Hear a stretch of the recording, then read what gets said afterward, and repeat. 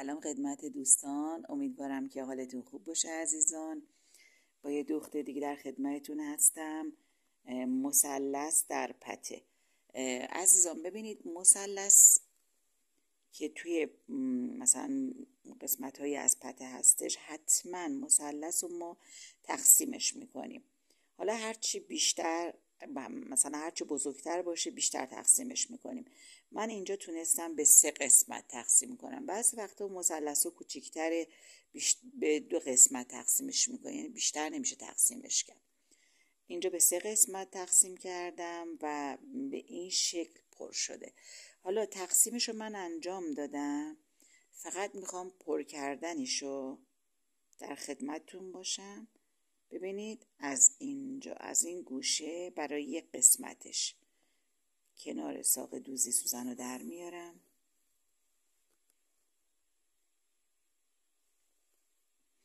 به این صورت خیلی دوخت ریز و کوچیک، به این صورت افقی.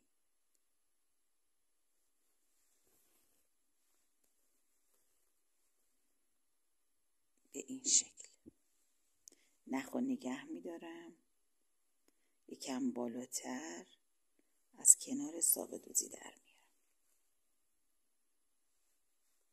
دوباره نخو نگه میدارم،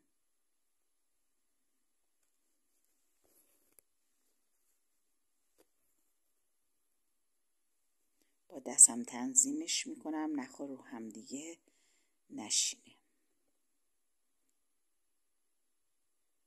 چون فضا کوچیکه، نخو امکان داره که رو هم بیفته و هرچی بالاتر میرم جای دوختم کمتر میشه و باید کمتر پارچه رو کوچیکتر میگیرم، دوختم باریکتر میشه.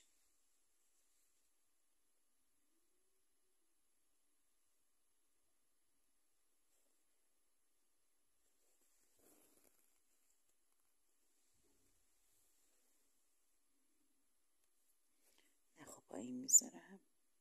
ببینید تقریبا به انتهای کار رسیدم. دوخت خیلی کوچیک شده جای دوختم.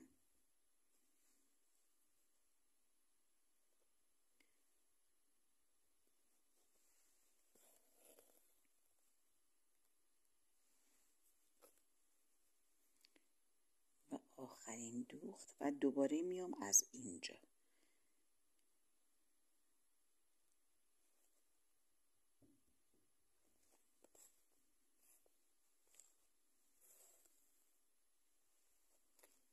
به این صورت دوباره این طرف هم همینطور.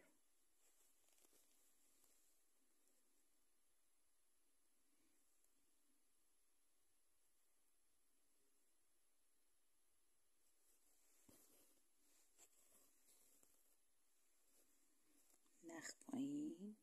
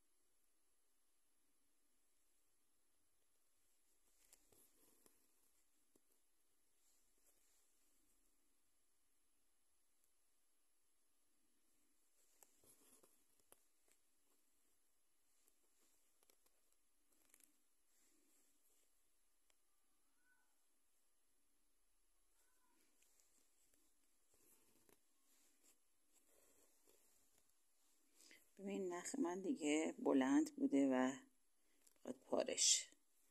من حالا ببینم میتونم این طرفم ادامه بدم. فکر کنم نخ دیگه بسید دیگه میخواد پارش. نخ گیاهی و نخ نازک.